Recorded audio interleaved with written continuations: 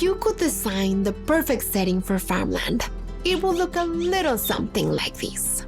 Ocean to the west, mountain range to the east, rain falling on the mountains, feeding into vast rivers, running through a lush valley in between. It would look exactly like Sinaloa. There's a saying here, throw a seed and a jungle grows. And right here, in the middle of this farming oasis, Culiacán, the capital. This city of 1 million people has lived through hard times.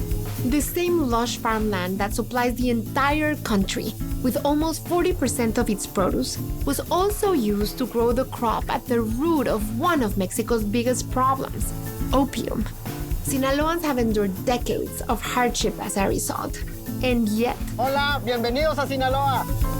I find myself here with a man who can't seem to wipe the smile off his face. Miguel Taniyama is one of Sinaloa's most acclaimed chefs, and he's giving me a tour of his hometown. From markets to street food to home-style meals, I'm getting a taste of everything Culiacán has to offer. It's gorgeous. In my kitchen, recipes inspired by my day in Culiacán. Everything that goes into this taquito has to be delicious. Crispy taquitos dorados topped with crunchy greens and drowned in a spiced-up broth. You're getting better the more they soak.